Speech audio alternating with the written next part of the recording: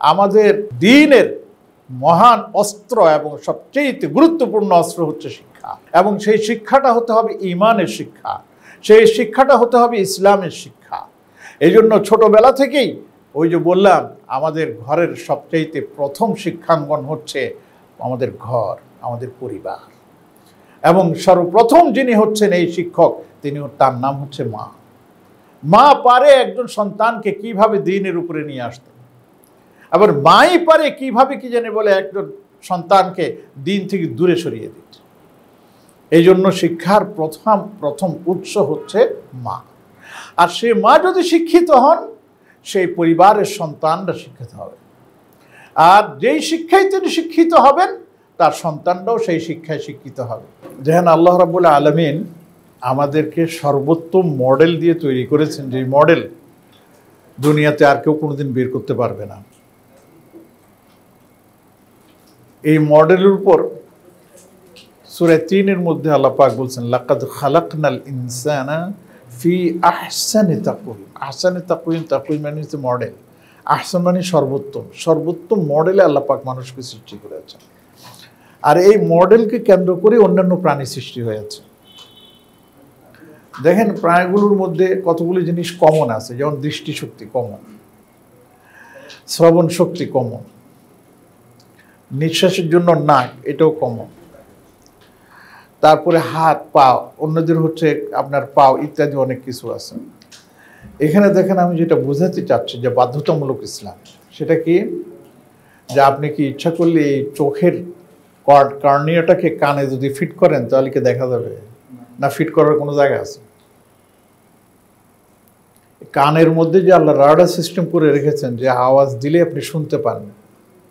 আল্লাহু আকবার, যে যারা নাক কান বিশেষজ্ঞ আছে তাদের কাছে গেলে বোঝা যায় কত সূক্ষ্ম জিনিস আল্লাহ পাকের মধ্যে। এখান থেকে রাডার আবিষ্কার হয়েছে। এই যে রাডারে আমরা সারা দুনিয়া দেখি। এখন এটাকে যদি আমি জিহ্বায় না ফিট করি, দেখতে পাবেন। কিন্তু কিছু কিছু প্রাণী আছে, ওরা জিহ্বাতে শুনে, যেমন সাপ। এই যে জিহ্বা করে বের করে দিয়েছে, ওখান থেকে টাচ করে জানতে পারে। তা আমার বলার উদ্দেশ্য, এটাও একটা ইসলাম, কিন্তু এটা হচ্ছে বাধ্যতামূলক। এটার বিপক্ষে আপনি যেতে পারবেন না, বিপক্ষে গেলে আপনাকে সবাই উদ্ভট বলবে। এবং আল্লাহ রাব্বুল আলামিন, শুনেন, এই সমস্ত বিষয়কে আল্লাহ রাব্বুল আলামিন আপনার হিসাবের মধ্যে আনতেছেন না। বলছে, এটা তো আমি দিয়েছি তোমাকে দেখার জন্য দেখতেছো, শোনার জন্য শুনতেছো, বলার জন্য বলতেছো। তো এটা কমন, এটাকে বলা হয় আপনার বাধ্যতামূলক ইসলাম। এটা সবার জন্য, এটা কেউ আপনার বাদ যাবে না। কিন্তু আরেকটা ইসলাম আছে, যেটাতে আপনি, আমি, সারা দুনিয়ার মানুষ, আমরা সবাই সেখানে বাধ্যতামূলক না, আমরা ঐচ্ছিকভাবে সেটা পালন করার স্বাধীনতা ভোগ করি। আর এটা অন্যদের নাই, মানুষ ছাড়া অন্যদের নেই। সেটা কি? সেটা হচ্ছে আপনার যে অন্তর আছে, যেটা দিয়ে আপনি ব্রেইন চিন্তা ভাবনা করেন, আপনি সেটাকে কিভাবে ব্যবহার করবেন? নিজের ইচ্ছা মতো? আপনাকে আল্লাহ পাক দৃষ্টি দিয়েছেন দেখার জন্য, কিন্তু আপনি সেই দৃষ্টি কিভাবে ব্যবহার করবেন? আপনার ইচ্ছা মতো? এমনিভাবে আল্লাহ শ্রবণ শক্তি দিয়েছেন, সেই শ্রবণ শক্তিকে আপনি কিভাবে ব্যবহার করবেন? তো এই যে কতগুলো জিনিস, এগুলি ছোট্টখাট্ট জিনিস আপনাদের সামনে উপস্থাপন করার উদ্দেশ্য হচ্ছে সহজভাবে যেন আমরা এটা বুঝতে পারি। এখান থেকে আসেন যে ঐচ্ছিক ইসলাম মানে আল্লাহ রাব্বুল আলামিন আপনাকে সঠিক বিশ্বাস, সাহি আকীদা যেটাকে আমরা বলি, এটাকে আপনাকে পালন করতে বলেছেন, এবং এখানে আপনাকে ঐচ্ছিক স্বাধীনতা দেওয়া হয়েছে। আপনি যদি মানেন তাহলে আপনাকে ঈমানদার বলা হবে, আর যদি আপনি না মানেন তাহলে আপনাকে বেঈমান বলা হবে। সোজা হিসাব, এর মধ্যে মাঝখানে কোনো ইয়ে নেই। তিনটা জিনিসের সমষ্টির নাম হচ্ছে ঈমান। কয়টা জিনিস বললাম? তিনটা। 1 নম্বর হচ্ছে এই বিশ্বাস, অন্তর। 2 নম্বর হচ্ছে এই যে জিহ্বা। 3 নম্বর হচ্ছে আপনার বডি। অন্তরে বিশ্বাস, মুখে উচ্চারণ ঘোষণা, আর বডি দিয়ে সেটার বাস্তবায়ন। অন্তরে বিশ্বাস আল্লাহ এক, মুখে ঘোষণা করে দিলাম লা ইলাহা ইল্লাল্লাহ। আমল কি? আল্লাহ সালাত ফরজ করেছেন, আমি আল্লাহকে দাঁড়াই হয়ে গেল, এটা হচ্ছে আমলই। এরপরে আরেকটা অংশ হচ্ছে রাসূলকে বিশ্বাস করা। যে কোনো রাসূল না, আমরা সব রাসূলকে বিশ্বাস করি, কিন্তু আমাদের জন্য আল্লাহ রাব্বুল আলামিন নির্দিষ্ট একজন রাসূল পাঠিয়েছেন, তার নাম কি? মুহাম্মাদুর রাসূলুল্লাহ সাল্লাল্লাহু আলাইহি ওয়াসাল্লাম। তাকে বিশ্বাস করতে হবে। এটাও আপনার ইচ্ছাধীন। আপনি যদি বিশ্বাস করেন তো ঈমানদার, আর বিশ্বাস না করলে বেঈমান। 3 নম্বর আখিরাত। এই পৃথিবীতে আমাদের জীবনটাকে বুঝতে হবে, মানতে হবে, জানতে হবে যে এটা আমি স্বাধীনভাবে ভোগ করতে পারি না। এখানে এসেই আমরা আটকা। আমরা অপরাপর প্রাণীর মতো স্বাধীন না, যা খুশি তাই করব। যাদের বিদেশেও যাওয়ার অভ্যাস আছে, মানে থাকার অভ্যাস আছে বা দেখেন গেছেন, তারা অনেকগুলো জিনিস দেখেছেন। এটা শুনতে খারাপ লাগলো, যেহেতু এটাই এখন সমাজের মধ্যে এসে গেছে, এই জন্য সেটা বলি। আমাদের দেশেও এটা আছে, গ্রামে আছে, শহরে সব কিছুটা আছে। কুকুর দেখছেন না? কুকুর এখন তো প্রাণী প্রেমীরা কুকুরের উপরে হাত দিতেও নিষেধ করে, খবরদার মাইরো না। সে যদি আপনার ঘরের সামনে এবং দরজার মধ্যে এসেও যদি আপনার কাম সেরে দেয়, তাহলে আপনার কিছু বলার অধিকার নেই, আপনাকে পরিষ্কার করতে হবে, কিন্তু কুকুরকে কিছু বলা যাবে না। এই কুকুরকে নিয়েই আপনার বিদেশে মানুষরা কি করে? ঘর সংসার করে। চিন্তা করতে পারেন, মাথার মধ্যে ঘিলু আছে? কুকুরের জন্য আপনার কি জানি বলে, আমাদের দেশের কিছুদিন আগের একটা ঘটনা, সম্ভবত খুলনার হবে।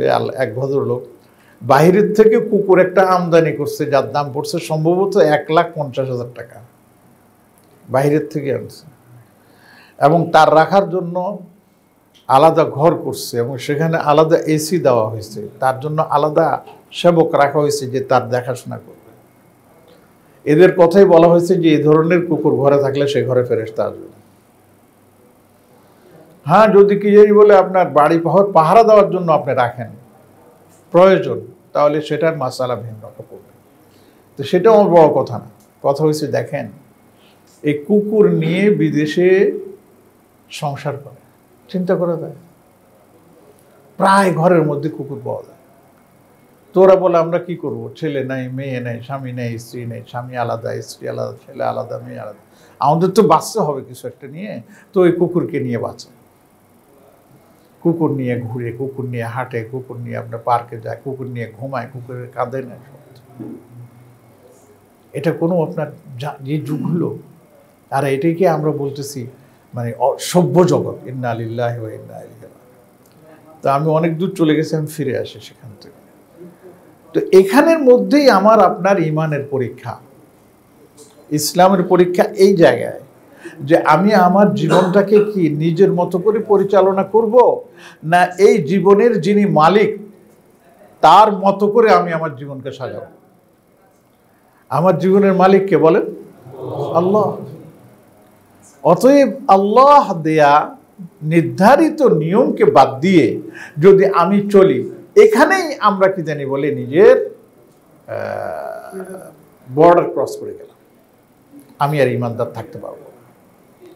কারণ আল্লাহ রাব্বুল আলামিন দেখেন, হাদিসের মধ্যে রাসূলুল্লাহ সাল্লাল্লাহু আলাইহি ওয়াসাল্লাম বলেছেন, ইসলামের ভিত্তি মোট কয়টি আমরা জানি না?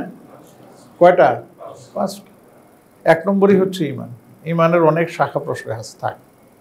2 নম্বর কি? সালাত আদায়। সালাত আদায়। আপনি আসমানে গেলেন না জমিনের নিচে গেলেন, যেখানেই যান আপনাকে নামাজের সময় হলে নামাজের সময় হিসাব করে পড়তে হবে, নামাজ বাদ দিতে পারবেন না। এমনকি মৃত্যুসজ্জায় শায়িত হলেও নামাজের সময় হলে নামাজ পড়তে হবে, বাদ নেই। সেটার মাসআলা যার যখন প্রয়োজন সেটা জেনে নিতে হবে। এখানেই হচ্ছে আমি আর আপনি আল্লাহর অধীন। আমরা এখানেই আল্লাহ রাব্বুল আলামিনের বান্দা হিসাবে নিজেদেরকে গণ্য করব এবং আমার জীবনকে আমি সাফল্যমণ্ডিত করে দেব। ওই যে আমাদের রহমানী সাহেব বলে গেছেন একটা কথা, দেখুন দুনিয়াতে আপনি যে যত বড়ই, আমরা যে যত বড়ই বিশেষজ্ঞ হই, স্কলার হই, যতই হই না কেন, কিন্তু যদি আমি আল্লাহকে না চিনি তাহলে আমার চাইতে বড় অজ্ঞ আর কেউ নেই। এটা বুঝতে হবে। তিনি কোরআন হাদিসের বিশেষজ্ঞ, নাকি মহাশূন্যের বিশেষজ্ঞ, নাকি আপনার এটা প্রকৌশলের বিশেষজ্ঞ, নাকি ডাক্তারের বিশেষজ্ঞ, কিচ্ছু যায় আসে। আপনি এত বিশেষজ্ঞায়ন আপনার মধ্যে থাকে, কিন্তু আল্লাহকে চিনলেন না, তাহলে আপনি নিজেকে মনে করবেন যে আপনি এখনো বিশেষজ্ঞ হতে পারেননি। যেই জ্ঞান আপনাকে আল্লাহ পর্যন্ত পৌঁছাতে পারে না, সেটা জ্ঞানই না। ইবলিস কি কম বড় জ্ঞানী ছিল? পড়েন না ইবলিসের ইতিহাস, জিন্নাতের ইতিহাস পড়লে ইবলিসের ইতিহাস পেয়ে যাবে। ইবলিসের জন্ম কোথায়? ইসরাইলের জন্ম হয়েছে সমুদ্রে, তারপরে তার মা মারা গেছে, সমুদ্রে বাচ্চা ভাসতেছে। ফেরেশতারা দেখলো, ফেরেশতাদের মনে দয়া হলো, তারা শয়তানকে এনে লালন পালন করে বড় করলো। বড় করার পরে এই বড় একজন আলেম হয়ে গেল। তা আলেম হওয়ার পরে আল্লাহ পাক তাকে দায়িত্ব দিলেন, এই ফেরেশতাদের সামনে বয়ান করো। দেখেন ইবলিস, তো ইবলিস বয়ান করতো, ফেরেশতারা যার যার হয়ে কান্নাকাটি করতো, নিজের গুনার কথা মনে করি, যদিও ফেরেশতারা মাসুম, তাদের কোনো গুনাহ নেই। কিন্তু যখন আসল সময় আসলো, আল্লাহ পাকের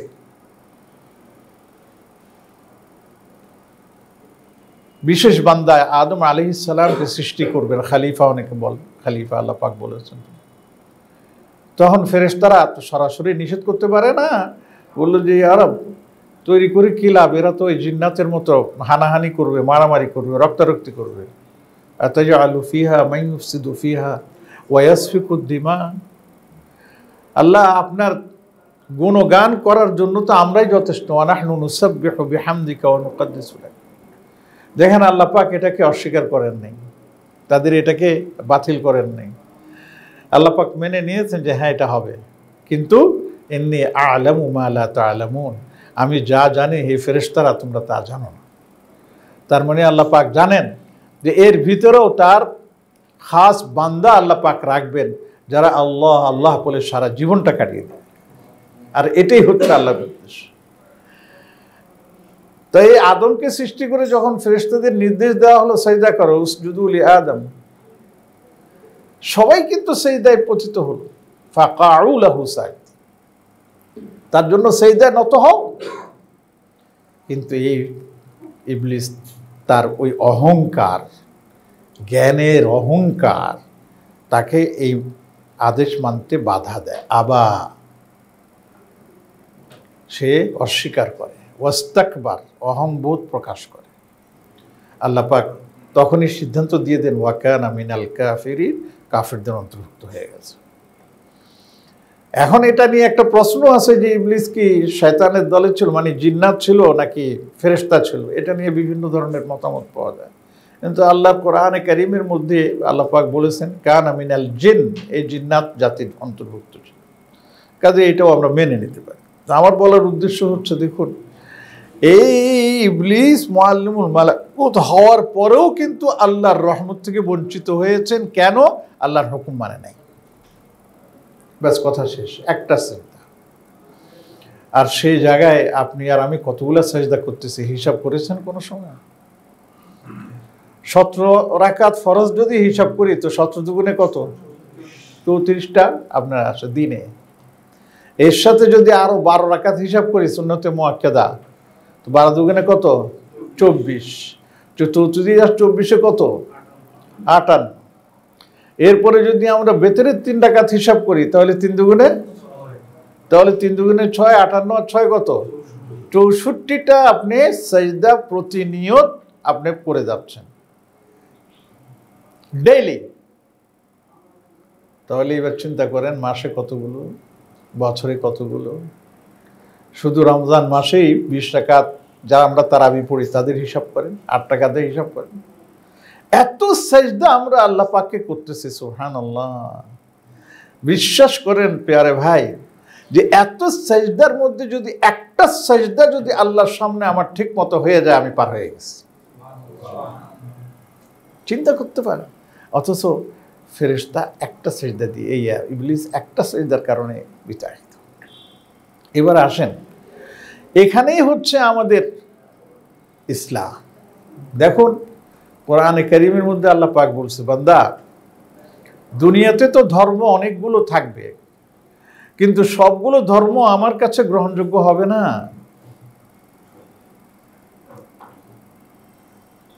আমার কাছে গ্রহণযোগ্য হবে একটা ধর্ম, তার নাম কি? শুধু সেটা না, আল্লাহ আরো স্পষ্ট করে বলে দিয়েছেন, এটা সূরা আলে ইমরানের শেষে আবার বলছেন যে যারা ইসলাম ছাড়া অন্য কোনো বাদ মতবাদ ধর্ম গ্রহণ করো, গ্রহণযোগ্য হবে না। ওয়ামান ইয়াবতাগি গায়রাল ইসলামি দীনান ফালান ইউকবালা মিন, কখনো হবে না। 2 নম্বর। 3 নম্বর, পূর্ণাঙ্গ কোনো ধর্ম হিসাবে যদি আমরা কোনো ধর্মের নাম বলতে বলি, তাহলে আপনারা কার নাম বলবেন? ইসলাম। আল ইয়াউমা আকমালতু লাকুম দীনাকুম ওয়া আতমামতু আলাইকুম নি'মাতি ওয়া রাদিতু লাকুমুল ইসলাম দীন। পূর্ণতা দান করেছেন আল্লাহ পাক একমাত্র ইসলামের, অন্য কোনো ধর্মের পূর্ণতা দান করেন নাই। এই জন্য আমরা বিশেষ করে আসমানি যে সমস্ত ধর্ম আছে সেগুলোকে গালি দিব না, খ্রিস্টান আছে, ইহুদি আছে, কিন্তু সেই জাতিগুলো যদি অন্যায় করে সেই জাতির সমালোচনা করার অধিকার আল্লাহ আমাদেরকে দিয়েছে, আমরা সেটা করি। কোরআনে কারীমের মধ্যে প্রচুর আয়াত আছে। তো আমার মূল উদ্দেশ্য হচ্ছে মুহতারাম, দুনিয়াতে যদি আমাকে আপনাকে বাঁচতে হয়, তাহলে আল্লাহ পাক বলছেন যে দেখো তোমরা বাঁচো মুসলমান হিসাবে। ইয়া আইয়ুহাল্লাযীনা আমানুত্তাকুল্লাহা হাক্কা তুকাতিহি ওয়া লা তামুতুন্না ইল্লা ওয়া আনতুম মুসলিমুন। খবরদার, মুসলমান না হয়ে দুনিয়া থেকে তোমরা বিদায় নিও না। দুনিয়ার মধ্যে থাকতে হলে মুসলমান হয়ে বাঁচো। আল্লাহ রাব্বুল আলামিন আমাদেরকে নির্দেশ দিচ্ছেন। জানেন, যাদের এখানে তো অনেকেই মাশাআল্লাহ সবাই শিক্ষিত, পড়াশোনা থাকলে তো জানবে দুনিয়াতে পৃথিবীতে কয়টা দেশ আছে জাতিসংঘের আপনার ভিতরে রেজিস্টার্ড? 296। হ্যাঁ। আর সর্বমোট কয়টা দেশ আছে? 100। ওইটা হচ্ছে 196, আর এটা হচ্ছে 206, কেউ বলছেন 7। ঠিক আছে, নতুন নতুন দেশ বাইরে হইলে আবার বাড়ে আর। আচ্ছা, এই যে ওয়ার্ল্ড ওয়াইড এই যে 206 বা 7টা কান্ট্রি আছে, সবের ধর্ম কি এক? সবের ধর্ম কিন্তু এক। আমরা কি জানি এই সারা ওয়ার্ল্ডের মধ্যে এতগুলো দেশের মধ্যে মানুষ সংখ্যা, জনসংখ্যা কত? 700, 800, এখন 800+। কেননা আমরা 71 সনে যখন বাংলাদেশ আমাদের স্বাধীন হয় তখন মানুষ ছিল 7 কোটি, 6+ 7 কোটি বলে, আর এখন 18 কোটি প্লাস। তাহলে বাড়তেছে, যতটুকু বাড়তেছে সেই সব কমতেছে না। যদিও বিভিন্ন দেশে এখন মৃত্যুকেও সহজ করে ফেলছে। আপনি ইচ্ছা করলে মৃত্যুর জন্য সার্টিফিকেট দিয়ে মেশিনের মধ্যে ঢুকে আপনি মারা যেতে পারেন। সেটাকে আত্মহত্যা বলে না, সেটাকে বলে স্বেচ্ছায় মৃত্যুবরণ। এক একটা নাম এমন আছে, ফিস দিতে হয়, ফিস দিয়ে তারপরে মৃত্যুবরণ করতে হয় উইদিন 5 সেকেন্ড। মেশিনে ঢুকে দেবে, মেশিনের চাপ দিয়ে শেষ, চলে গেছে। সেরকম ঘটনা আছে, আপনার দেখলেই পাবেন। এই মৃত্যুটাও কি আপনার হাতের, আপনার জিনিস, এটা আপনি তার মালিক। আপনি মনে করেন যে আমার কি জানি বলে ইয়ে যান, আমি যখন খুশি তখন কি জানি বলে শেষ করে দেবো, আপনি বলার কি না। এটার নামই হচ্ছে ইসলাম। এবং আল্লাহ পাক আমাদেরকে এই ইসলামটাই গ্রহণ করার জন্য দাওয়াত দিচ্ছেন। দাওয়াত, বাধ্য করেন নাই। বাধ্য করলে আমরা মুসলমান না হয়ে পারতাম না, মুসলমান হতেই হতো। ওয়ালাউ শাআ রাব্বুকা লাজাআলান নাসা উম্মাতান ওয়াহিদা। আল্লাহ যদি চাইতো তাহলে সকল মানুষ এক উম্মত হয়ে যেত, কিন্তু ওয়ালা ইয়াজালুনা মুখতালিফিন। কিন্তু এই মানুষগুলো বিভিন্ন রকমের দ্বন্দ্বে লিপ্ত হয়ে বিভিন্নভাবে তারা কি হয়ে যাবে? বিভক্ত হয়ে যাবে। এই জন্যই আল্লাহ পাক আমাদেরকে বলছেন ওয়াতাসিমু বিহাবিলিল্লাহি জামিআ ওয়ালা তাফাররাকু। এই ইমানদার বান্দারা, আল্লাহর রশি ধরো, রশি ধরে ঐক্যবদ্ধ হও। খবরদার নিজেদের মধ্যে বিচ্ছিন্নতা সৃষ্টি করুন। এই আয়াত থেকে ওলামায়ে কেরাম বলেন যে এই ইমানদার বান্দারা জীবনও এক হবে না। আপনার মনে রেখেন, এটা জীবনও এক হবে না। সুবহানাল্লাহ, আল্লাহর কুদরতের ফায়সালা। আমরা যতই ঐক্য ঐক্য বলি, কখনো ঐক্য হবে না। তার মানে কি আরো বিভক্তি হবে? জি, আরো বিভক্তি হবে। ঐক্যের রাস্তা আছে, নাই এ কথা আমি বলবো না। আপনি আপনারটা নিয়ে থাকেন, মিনিমাম একটা স্ট্যান্ডার্ডে এসে আমরা ঐক্য হতে পারি না? আমরা তো সেটাও করি না। কে আছে কার বিরুদ্ধে খোঁচাখুচি করার জন্য? এইটার মধ্যে প্রথমে ঈমান, কাফ, কুফরি, তারপর কুফরির মধ্যে মতবাদের কোনো শেষ নাই। ইসলামের মধ্যে কত ধরনের আমরা কি জানি বলে, আমরা চিন্তা চেতনায় আমরা বিভক্ত। একমাত্র ঈমান হচ্ছে আমাদের ঐক্যের কি জানি বলে আপনার চাবিকাঠি, যে ঈমানকে সামনে রেখে আমরা ঐক্যবদ্ধ হতে পারি। আপনি আপনার মত নিয়ে থাকেন, আপনি আপনার মত নিয়ে থাকেন, আপনি আপনার মত নিয়ে থাকেন, কিন্তু আমরা সবাই তো কালিমা লা ইলাহা ইল্লাল্লাহ মুহাম্মাদুর রাসূলুল্লাহ আমরা বলি। তো এটাকে সামনে রেখে আমরা এক হতে পারি না কেন? এই শর্ত ওই শর্ত, এ ভাই কথা বলো না, এই শর্ত ওই শর্ত দিয়ে আমরা নিজেদের মধ্যে কি বিভ্রান্তি সৃষ্টি করে দুর্বল থেকে আরো দুর্বল হয়ে যাচ্ছে। আল্লাহর কাছে হেফাজত চাই, মাফ চাই, আমাকে মাফ করুন যদি আমি কথাটা একটু কড়া বলে ফেলছি। তারপরেও যেটা সত্য সেটাই প্রকাশ করছি। কিন্তু ঐক্য হবে না এই কথা আমি বলবো না, হবে। আমাদের মানসিকতার পরিবর্তন করতে হবে, তাহলে হবে। কিভাবে? এবার আসেন, যেটা মূল কথা, এই যে আল্লাহ রাব্বুল আলামিন কি জানি বলে আমাদেরকে এত বড় ইসলামের নিয়ামত দিয়েছেন, সেই ইসলাম সবসময় মজলুম। আমার কাছে এটাই বড় কষ্ট লাগে এই কথাটা বলতে। ইসলাম মজলুমিয়তের জন্য আসে নাই তো, কিন্তু দেখা গেছে যত আম্বিয়া কেরাম এসেছেন সবাই মুসলমান।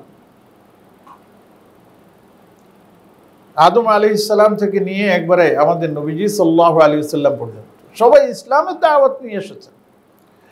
যে নবী যখন ছিলেন সেই নবীর যারা সত্যকার অনুসারী ছিল তারাও মুসলমান।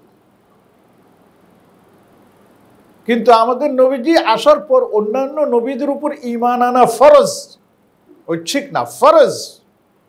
কিন্তু মানা হচ্ছে আমাদের নবীজি সাল্লাল্লাহু আলাইহি ওয়াসাল্লামকে মানতে হবে, তার তার তার তার আদর্শকে আমাকে ফলো করতে হবে। এখানে আমার ছাড় নাই, এখানে আমার ছাড় নেই। তো এখানেই বলতেছি মুহতারাম, দেখেন এই ইসলামটা সবসময় আল্লাহ পাক দিয়েছেন শক্তিশালী হিসাবে। কারণ স্বয়ং ইসলামের পৃষ্ঠপোষক বা ইসলামের শক্তিদাতা আল্লাহ নিজে।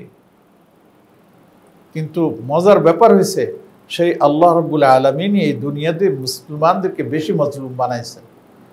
আল্লাহ পাক কি আপনার এই ক্ষমতা রাখেন না যে ফুৎকারে একবার কুন ফায়াকুনের মাধ্যমে সব ধ্বংস করে দিতে? কিন্তু আল্লাহ তো দেন না। ফেরাউনকে আল্লাহ পাক 1-2 বছর ফেরাউনের কি যেন বলে আপনার বংশধরকে আপনার সুযোগ দিয়েছেন, হাজার হাজার বছর। আর এই ফেরাউন অরিজিনাল মিশরীয় ছিল না, সে ছিল হেক্সোসেস, আপনার উত্তরের একবারে সেই মেরুর একটা গোত্রের লোক। এখানে আইসা উড়ে এসে জুড়ে বসেছে।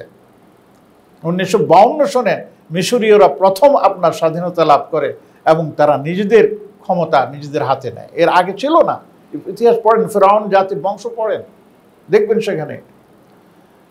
কিন্তু আল্লাহ রাব্বুল আলামিন দেখেন, একদিন দুই দিন আপনার দিচ্ছে, সুযোগ দিচ্ছে, শত শত বছর সুযোগ দিয়েছে, তারা মানে নাই। শেষ পর্যন্ত মুসা আলাইহিস সালামকে পাঠিয়েছেন, মুসা আলাইহিস সালামকে দিয়ে তাদেরকে সুযোগ দিয়েছেন ফিরে আসে নাই। তারপরে শেষমেশ যখন সময় আপনার শেষ হয়ে গেছে, আল্লাহ রাব্বুল আলামিন সমূলে সবাইকে ধ্বংস করে দিয়েছে। আল্লাহ পারেন না? পারেন। নূহ আলাইহিস সালামকে কি করছে? নূহ আলাইহিস সালাম 950 বছর দাওয়াত দিয়ে গেলেন, কিন্তু তাকে কেউ মানল না। এমনকি তার স্ত্রীও তাকে মানতে চায়। তার সন্তান কানান তাকে অস্বীকার করছে। কত দাওয়াত দিলেন, শুনল না। আল্লাহ পাক শেষ পর্যন্ত সিদ্ধান্ত নিলেন শেষ, কাউকে আর রাখেন না, সব শেষ হয়ে গেল। শুধুমাত্র আল্লাহ রাব্বুল আলামিন আমাদের নবীজি সাল্লাল্লাহু আলাইহি ওয়াসাল্লামের জন্য এই সম্মান রেখেছেন যে এই উম্মতকে আল্লাহ রাব্বুল আলামিন সমূলে কখনোই ধ্বংস করবেন না। আল্লাহ রাসূল দোয়া করছিলেন, আল্লাহ আমার উম্মতকে আপনি আপনার গজব দিয়ে ধ্বংস করেন না। আল্লাহ বলছেন তো আমি মেনে নিলাম। এই জন্য সারা দুনিয়াতে আল্লাহর গজব আসবে, কিন্তু মুসলমান ধ্বংস হবে না। এক জায়গায় আসবে তো আরেক জায়গায় উঠবে। দেখেন না, এই যে গাজা শেষ হয়ে গেল, এখন লিবাননকে ধরছে, আমরা তো বহাল তবিয়তে বসে আছি। এটা আল্লাহর ফয়সালা। আচ্ছা, এই একটা। 2 নম্বর আল্লাহর কাছে দোয়া করছে, আল্লাহ কোনো বিদেশি শক্তির মাধ্যমে, অমুসলিম শক্তির মাধ্যমে মুসলমানদেরকে ধ্বংস করে দিয়েন না। আল্লাহ বলছে এটাও মেনে নিলাম, যা এখনো আছে, এটা তো উদাহরণ দিলাম একটা। আরেকটা আল্লাহর কাছে দোয়া করছেন, আল্লাহ আমার উম্মতের মধ্যে দলাদলি করে একের পিছনে আরেকজনকে লাগাই দিয়েন না। আল্লাহ বলেন যে না, এটা মানতে পারলাম না। আমার আপনার ইমানের পরীক্ষা করতেছে মোহতারাম, সাবধান। আপনাকে স্বাধীনভাবে চিন্তা চেতনা আপনাকে লালন করার তৌফিক দিয়েছেন। আপনাকে সেই সত্যকে উদ্ঘাটন করার জন্য, মেনে নেওয়ার জন্য প্রস্তুতি গ্রহণ করতে হবে এবং সেই সত্যকে অনুভব করে সামনের দিকে যেতে হবে। আপনাকে সেই সুযোগ আল্লাহ পাক দিয়ে দিয়েছে। হাদিসের মধ্যে আল্লাহ রাসূল সাল্লাল্লাহু আলাইহি ওয়াসাল্লাম সেটা বলছেন। আচ্ছা, এবার আসি আমি এই সমস্ত জিনিসের পরে, এবার আসি এই যে শিক্ষা। এই সব শিক্ষা তো সেখান থেকে। আবু জাহাল মক্কার মধ্যে শ্রেষ্ঠ শিক্ষাবিদ এবং স্কলার ছিল। সাম্মাহুন নাসু আবাল হাকামি ওয়া সাম্মাল্লাহু আবা জাহলি। একটা কবিতা, একজন কবি এটা বলছেন যে মানুষ একে জানে একজন স্কলার হিসাবে, বিশেষজ্ঞ হিসাবে, বুদ্ধিজীবী হিসাবে, আর আল্লাহ তাকে উপাধি দিয়েছেন আবু জাহাল হিসাবে, গণ্ড মূর্খ হিসাবে। তার মানে তার শিক্ষা তাকে আল্লাহ পর্যন্ত পৌঁছাতে পারেনি। আল্লাহ রসুলের বিরুদ্ধে তার বড় একটা হিংসা ছিল যে ওরা হাজিদেরকে পানি পান করায়। আমরা ভাবলাম তো আমরা কোথায় আছি, আমরাও হাজিদেরকে পান করালাম। ওরা বলল আমরা দুস্থদেরকে ঘর বানিয়ে দেই, তাদের সহযোগিতা করি, কাপড় চোপড় দেই উলঙ্গদেরকে। আমরা বললাম যে আমরা কেন করব, আমরাও সেটা করি, আমরাও সেটা শুরু করে দিলাম। শেষ পর্যন্ত তারা বললেন আমাদের মাঝে এমন একজন মানুষ আছে যার কাছে আল্লাহর ওহী আসে। যখন এটা বলছে তখন বলল যে আমরা আর এর বিপক্ষে দাঁড়াবার মতো কোনো শক্তি পেলাম না। আবু জাহাল বলতেছে এবং বলতেছে যে বর্ণনাকারী, যে তুমি মনে রেখো আমি জীবনেও কখনো মুহাম্মদকে মেনে নিতে পারবো না, যেহেতু সে আমার বংশের লোক না। কত বড় জাহেলিয়াত চিন্তা করতে পারে। আবু জাহালের মতো লোক বিশ্বাস করে যে আল্লাহর নবী নবী, কিন্তু মানব না। আচ্ছা, এবার আসেন এই সব কিছু মূল গোড়া কি? গোড়া হচ্ছে শিক্ষার অভাব। শিক্ষিত, কত বড় শিক্ষিত আপনি হবেন? কয়টা নোবেল পুরস্কার পেয়েছেন? এই নোবেল পুরস্কার দিয়ে কি আপনি ফেরেশতাকে দেখালে আপনাকে পার করে দিবে জান্নাতে? নোবেল পুরস্কার দিয়ে সারা ওয়ার্ল্ডের মধ্যে বহু সুযোগ সুবিধা পাওয়া যায়, প্রচুর, চিন্তাই করা যায়। আর এর সাইডে তো আরো কত ধরনের পুরস্কার আছে। যেমন আমাদের বর্তমান যে প্রধান উপদেষ্টা ডক্টর ইউনূস, ওনার বলে মানে এর নাম কি, সিপি 45 পৃষ্ঠা না আরো বেশি। একজনে কইছে যে ওনারা তো প্রধান উপদেষ্টা বানান নাই, বিসিএস পরীক্ষার্থী যারা আছে ওদের মাথা খারাপ করে দিচ্ছে। কত পড়বে? ওনার প্রতি আমার অসম্মান রেখে আমি কথা বলছি না, দ্বিমত থাকতেই পারে, কিন্তু আমার কথা হচ্ছে এত বড় বড় বড় আপনি কি জানি বলে সার্টিফিকেট নিয়ে আপনি জান্নাতের সার্টিফিকেট পাইছেন। জান্নাতের সার্টিফিকেট হচ্ছে মান ক্বালা লা ইলাহা ইল্লাল্লাহ দাখালাল জান্নাহ। যাহ বেটা, লা ইলাহা ইল্লাল্লাহর সার্টিফিকেট নাও, জান্নাতে চলে যাও। কিন্তু সেটা কোথায়? মুহতারাম, আমরা এখন বড় একটা কঠিন অবস্থা পার করতেছি। একটা অবস্থান থেকে উত্তরণ করে আমরা আরেকটা অবস্থায় আসছি। এই অবস্থানটা এখন আমাদেরকে অতিক্রম করতে হবে। এখন এখানে এসে আমরা পদে পদে বিভিন্নভাবে আমরা আক্রান্ত হচ্ছে। তার মধ্যে 1 নম্বর যেটা আছে, অন্যগুলো তো আছে, এই শিক্ষা ব্যবস্থা। মহতারাম, আমাদের পারিবারিক শিক্ষা ব্যবস্থাটাই হচ্ছে অরিজিনাল। প্রাতিষ্ঠানিক শিক্ষা ব্যবস্থা হচ্ছে পারিবারিক ব্যবস্থার সাথে রিলেটেড। এই জন্য বলা হয় আমাদের গবেষণায় যে সন্তানের সর্বপ্রথম শিক্ষা প্রতিষ্ঠান হচ্ছে নিজের ঘর, এবং সর্বপ্রথম যিনি হচ্ছেন তার শিক্ষক, তার নাম হচ্ছে মা। মা হচ্ছে সন্তানের প্রথম শিক্ষক, আর প্রথম শিক্ষা প্রতিষ্ঠান হচ্ছে ঘর। এরপরে যখন আস্তে আস্তে সে বড় হয়, বেড়ে ওঠে, তখন বাবা সাপোর্ট করে। এরপরে প্রাতিষ্ঠানিক শিক্ষার দিকে আমরা এগিয়ে যাই। এখন একজন মানুষকে মানুষ হতে হলে শিক্ষার কোনো বিকল্প নেই। শিক্ষাই আমরা বলে থাকি জাতির মেরুদণ্ড। শিক্ষা যেই জাতিতে নেই, সেই জাতি হচ্ছে সবচাইতে আপনার কি জানি বলে এই মানে দুর্বল। তার মধ্যে যতই শিক্ষার থাকুক, গরিমা থাকুক, সে দুর্বল। অনেক আর্টিকেল পড়তেছি, সামনে আসে, পড়েছি, এখনো পড়ি মাঝে মাঝে, যে ইউরোপ কান্ট্রিগুলো এত কি জানি বলে উন্নতি কিভাবে সাধন করেছে। আপনার সারা ওয়ার্ল্ডের মধ্যে বড় বড় আপনার দেশগুলো, তারা এত আপনার উচ্চ শিখরে কিভাবে চলে যাচ্ছে। তাদের তো ঈমান নাই, কিন্তু তারপরেও তারা সারা ওয়ার্ল্ডের মধ্যে সর্বোন্নত আপনার দেশ হিসাবে স্বীকৃতি লাভ করতেছে। যেখানে কুফুরি আর কুফুরি, তারা কি জানি বলে সারা ওয়ার্ল্ডের মধ্যে আপনার সর্বোচ্চ আপনার পয়েন্ট নিয়ে তারা আপনার হচ্ছে। এটা কিভাবে সম্ভব?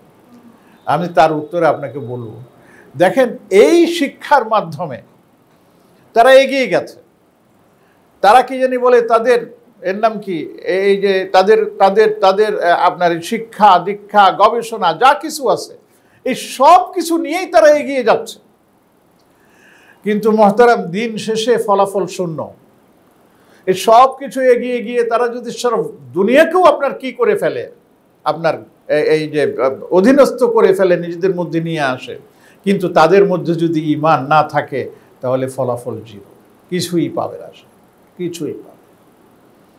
এই জন্য মহতারাম, আমি যেটা বলতেছিলাম, আমরা সবচেয়ে বড় মজলুম হয়ে এই পৃথিবীতে এখন বসবাস করতেছি মুসলমানরা।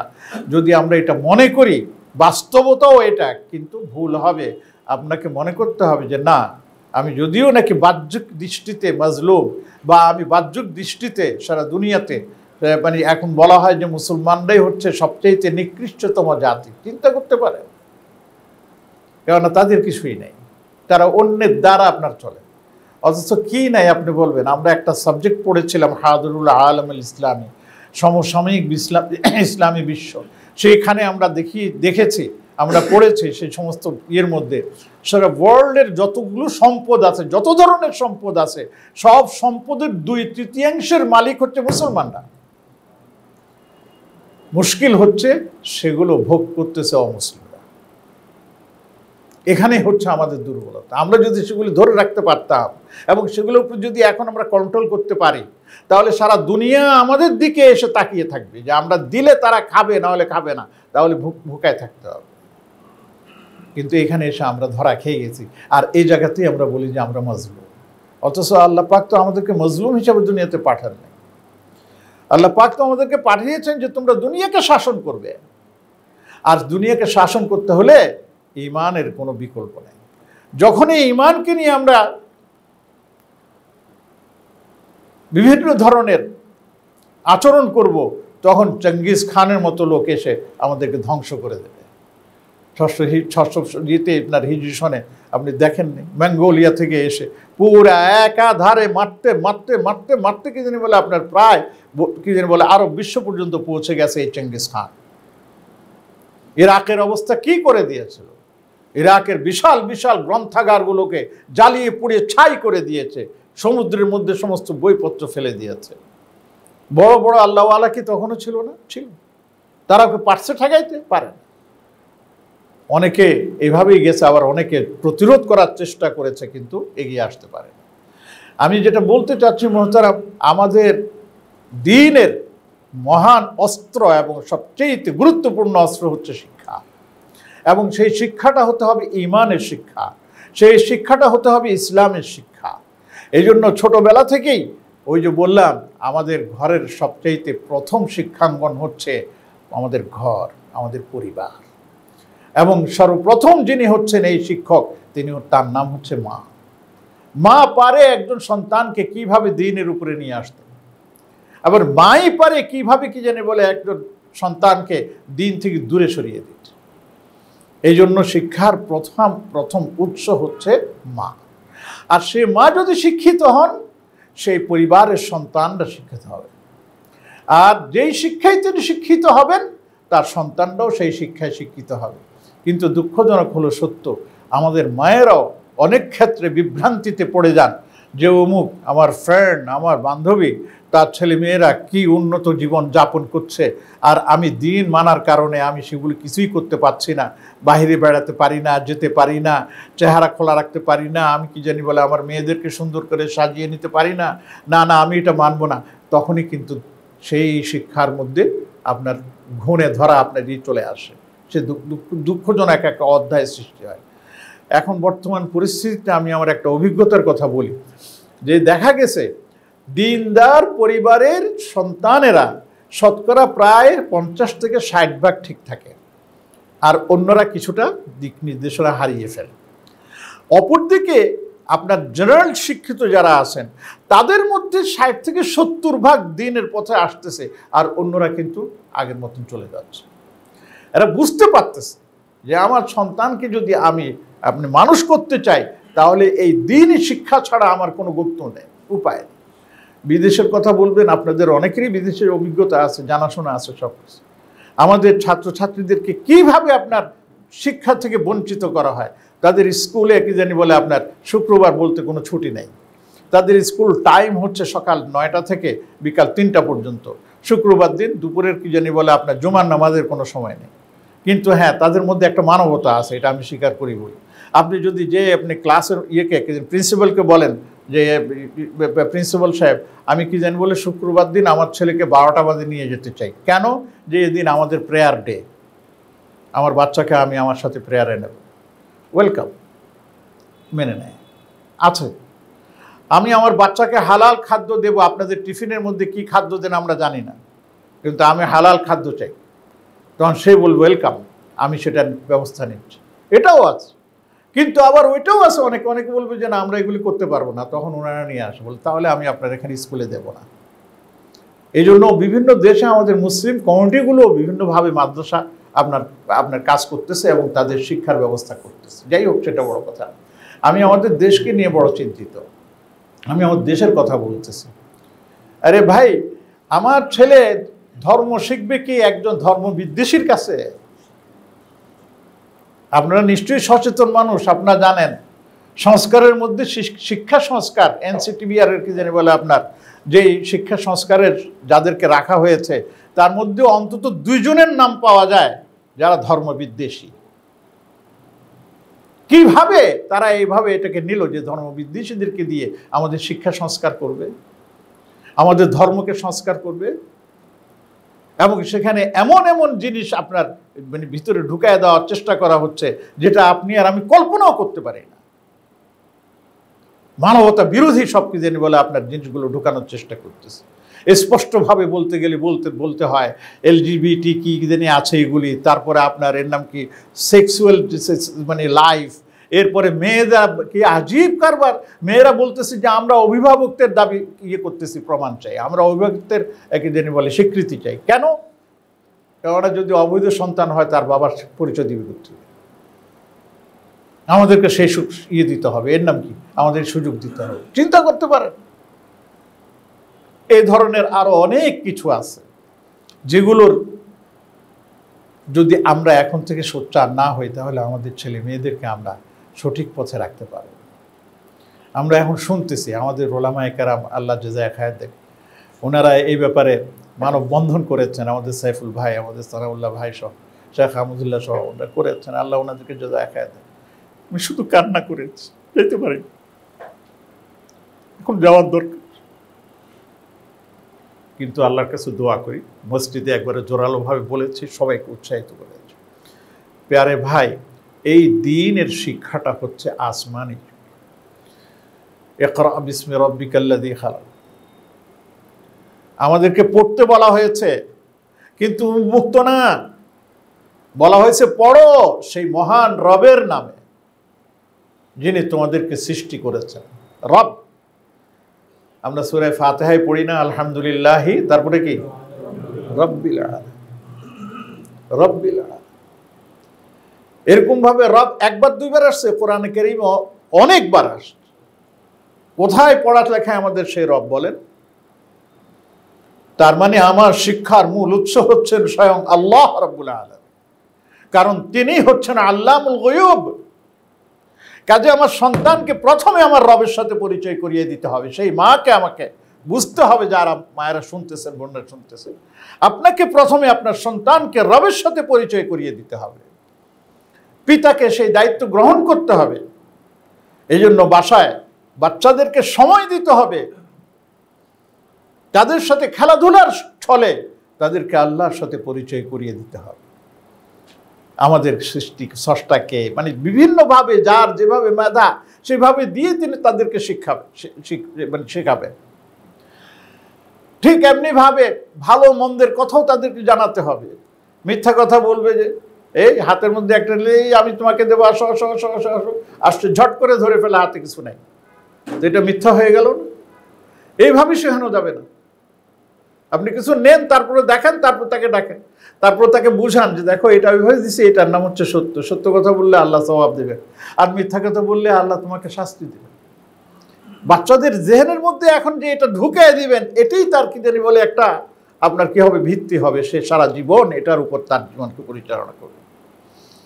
আমরা এরকম বহু আগে ছিল, এখন খুবই কম। বহু পরিবার পেয়েছে ঘুষ কাকে বলে তারা চিনত না, জানতো না। ঘৃণিত একটা কি জানি বলে আপনার ইয়ে ছিল। আমরা পড়িয়েছি আর রাশি ওয়াল মুরতাশি কালাহুমা ফিন্নার। কেউ যদিও নাকি এটা হাদিস সম্পর্কে কিছু বিতর্ক আছে, কিন্তু কথা সত্য, ঘুষ দাতা এবং ঘুষ গ্রহীতা অবৈ জাহান্নামে যাবে। এই জন্য যেত না। মুরব্বীরা বলতো না যে আমার কষ্ট আছে, আমি কষ্ট করে চলবো, কিন্তু ঘুষ নিতে পারবো না। আর সেই শিক্ষার প্রভাবে এই সমাজটা তখন কি হবে, সুন্দরভাবে উঠবে, এবং এই পরিবারটা আরো সুন্দরভাবে উঠবে। সেখানে কোটি কোটি টাকার ঘুষ বাণিজ্য করে আপনার সম্পদ কামানোর কোনো সুযোগ থাকবে না। মোহতারাম, এই জিনিসগুলো কিন্তু বড় দুঃখজনক, বড় কষ্টদায়ক। আমরা এখন কি শিখতেছি?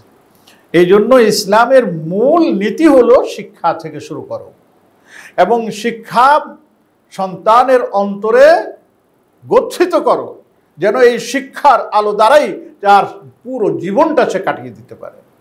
বিশ্বাস করুন, এই শিক্ষার কারণে আমাদের ছেলে মেয়েরা অনেকে, যদিও মেয়েদেরকে এককভাবে বিদেশে যাওয়ার পক্ষপাতী নই, একবারে স্পষ্ট, মেয়েরা এককভাবে বিদেশে যাক সেটা আমি চাই না, এককভাবে তারা সেখানে থাকুক সেটাও আমরা সব পছন্দ করি না, কিন্তু মেয়েদেরকে ঠেকায় কে? বিপদ তো এই জায়গায়। কিন্তু অনেক ছেলেরা গেছে এবং সেখানে গিয়ে দেশে থাকতে একরকম ছিল, সেখানে গিয়ে হয়ে গেছে ফেরেশতার মতো। আমি এটা কি দেখতেছি, আমি এটা কি শুনতেছি, আমি কোন সমাজে আসলাম? এটা তো আমার দিন আমাকে কি জানি বলে এটা অ্যাকসেপ্ট করে না। সেখানে গিয়ে সে হারামকে ছেড়ে দিছে, অথচ মদের শালা, মদ্যশালা সবগুলি ওপেন। কি আপনি চান? সব কিছু ওপেন। সে বলে যে আমার দিন তো আমাকে এটা শেখায় না, আম্মু তো আমাকে নিষেধ করেছে, না না এটা করা যাবে না, আব্বু নিষেধ করেছে, না এটা করা যাবে, সব ওপেন, কিন্তু না আমার দিন মানে। এটা যেমন আছে তেমনি এর উল্টোটাও আছে। ভালো ভালো মানুষ সেখানে গিয়েও বিগড়ে গেছে। আমার এলাকায় এক ভাই থাকেন, পুরো বছরের মধ্যে 2 থেকে 2.5 মাস কম বেশি আপনার ইয়েতে থাকেন, এর নাম কি দেশে থাকেন, আর বাকি কি জানি বলে ইয়ের সময় 2 মাস 2.5 মাস বিদেশে থাকেন, আর বাকি সময়টা উনি দেশে থাকেন। তো আমি বললাম যে ভাই আপনি এতদিন কি জানি বলে আপনি বিদেশে থাকেন, তো ছেলে মেয়ে সব আমার এলাকায়, ছেলেরা আসে নামাজ পড়ে, মেয়েদের কথা তো আর যায় না, ভালো মানুষ। তখন বলছে হিজবুল্লাহ ভাই বিদেশে নিয়ে কি করব, আমি নিজেই তো সেখানে টিকতে পারতেছি। ইটালির যিনি কি জানি বলে আপনার ইয়ে করেন, সিটিজেনশিপ আছে, সব কিছু কয়, বাস সেখানে পাসপোর্টটা ধরে রাখতে হবে। এই জন্য আমার শুধু যাওয়া বছরে 2-2.5 মাস সেখানে থাকি, কিছু ইনকাম করি, সেটা নিয়ে দেশে আসি, এসে দেশে বাকি সময়টা পরিচালনা করি, আর আমার একটা ভাতা তো এমনি আছে, সেটা অটো সিস্টেমে আমার অ্যাকাউন্টে চলে আসে, শেষ। আমি বললাম বলেন কি? আরও একজনকে আমি দেখেছি, আমাদের এক মাদ্রাসার এক ছাত্র, কথায় কথায় উঠছে, কিরে বাবা তুমি কেমন আছো, তোমার বাবা কোথায়? বাবা ইটালি থাকে। ইটালি থাকে? রোমানিয়া থাকে। তারপরে লন্ডন, মানে তো কি করে? আলেম মানুষ উনি, খতিব, ইমাম খতিব। তো তোমাদেরকে নেয় না কেন? তখন হাসে দিছে, বলছে হুজুর নেবে কিভাবে? আব্বা বলে যে তুই সেখানে গিয়ে তোরা টিকতে পারবি না রে, এই জন্য সুযোগ থাকলো না। এরা ইমানকে বুঝেছে, এরা শিক্ষাকে বুঝেছে, বুঝে আসছে। এই জন্য আমি এরকমও জানি, আমার ভাইরাও নিশ্চয় জানে, অনেক মানুষ আছে, ভালো মানুষ, আলেম মানুষ এবং ইঞ্জিনিয়ার মানুষ, প্রফেসর মানুষ, ইউনিভার্সিটিতে, তারা নিজেরা থাকেন বিদেশে, সন্তানদেরকে দেশে পাঠিয়ে দিয়ে মাদ্রাসায় পড়াচ্ছে। ইমানের হেফাজত। মোহতারাম, আমি আমার কথা শেষ করে দিচ্ছি, 1 ঘন্টার উপরে হয়ে গেছে প্রায়। মূল কথা যেটা, কোরআনে কারিমে আল্লাহ পাক কি বলেছেন? ওয়াকুর রাব্বি জিদনি ইলমা। হে রাসূল, আপনি আল্লাহর কাছে দোয়া করেন, হে রব আমার ঈমান ইলমকে বাড়িয়ে দেন, আমার ইলমকে বাড়িয়ে দেন। আর হাদিস আপনারা শুনেছেন, বুইস্তু মুআল্লিমা, আল্লাহ পাক অনেক জায়গায় বলছেন, হ্যাঁ, আরসালনাকা শাহিদাম ওয়া মুবাশশিরান ওয়া নাযীরা ওয়া দাঈয়ান ইলাল্লাহি বিইذনিহি ওয়া সিরাজাম মুনীরা। কোরআনে কারিমে আল্লাহ রসুলকে কেন পাঠিয়েছে এই দায়িত্ব সেটা বলা হচ্ছে। আল্লাহ রসুল সেটা মাথায় পেতে নিয়ে নিজে আবার বলতেছেন, বুইস্তু লিউতাম্মিমা মাকারিমাল আখলাক, আমি মানুষকে চারিত্রিক বৈশিষ্ট্যের স্বর্ণশিখরে পৌঁছে দেওয়ার জন্য আমাকে প্রেরণ করা হয়েছে। কেন? ওয়া ইন্নাকা লাআলা খুলুকিন আযীম, কারণ আল্লাহ পাক বলতেছেন যে হে রাসূল, আপনি হচ্ছেন উন্নত চরিত্রের অধিকার। আর সেটার জন্য প্রয়োজন কি? তালিম। বলতেছেন বুইস্তু মুআল্লিমা, ইন্নামা বুইস্তু মুআল্লিমা, আমাকে শিক্ষক হিসাবে আল্লাহ পাক আমাদেরকে পাঠিয়েছে। প্যারে ভাই, এইভাবেই কিন্তু আমাদেরকে এই শিক্ষা ব্যবস্থার দায়িত্ব পালন করতে হবে। আমি কার কাছে আমার সন্তানদেরকে পড়তে দিচ্ছি, কারা সেই শিক্ষা ব্যবস্থার আপনার মানে কর্ণধার, কারা কি জানি বলে আপনার এই আমার সিলেবাসকে আপনি নিয়ন্ত্রণ করতেছে, সেই সিলেবাসের মধ্যে আমাদেরকে কি কি পড়ানো হচ্ছে, এই সব কিছু কিন্তু আমাদেরকে রাখতে হবে। এবং আমি আপনাদেরকে বিনীতভাবে বলছি, যারা যুবক আছেন, যারা মুরব্বী আছেন, আপনারা মনে করেন না যে আমার জীবন তো শেষ করে ফেলছি, এখন আমার করার কি আছে? হ্যাঁ, আপনারই করার অনেক কিছু আছে, অনেক কিছু আছে আপনাদের। এই যুবকদেরকে এগিয়ে নিয়ে যাওয়ার দায়িত্ব কিন্তু আপনাদের। বাবারা, আমরা ভুল করেছি, তোমরা ভুল করো না, তোমরা আসো, তোমাদের সাথে আমরা বসি, একসাথে আমরা ক্রসপ্রেন্ডিং করি, আমরা সেটাকে সমন্বয় করে সামনে এগিয়ে নিয়ে যাই। মায়েরাও কিন্তু সেই দায়িত্ব পালন করতে পারেন। আর যেই ঘরের দাদা দাদু নানা নানু আছে, তাহলে সেই ঘর তো নূরুন আলা নূর। দাদা দাদি যেই প্রভাব বিস্তার করতে পারে তার ছেলে মেয়ের সন্তানদের উপর, অন্যরা সেটা পারে না, বাবা মা অনেক ক্ষেত্রে পারে না। আপনাদেরকে এই দায়িত্ব পালন করতে হবে। এখান থেকেই শিক্ষার কি জানি বলে আপনার আপনাকে অঙ্কুরিত করে এই বাচ্চাদেরকে শিশু বয়স থেকেই তাদেরকে ঈমানের জজবায় তৈরি করতে হবে। তারা যেন ঈমানকে সবচাইতে বড় সম্পদ মনে করে, অন্য কিছুর চাইতে তারা যেন তার চারিত্রিক বৈশিষ্ট্যকে আপনার ধারণ করতে পারে, সেই জিনিসটা আমাদেরকে রাখতে হবে।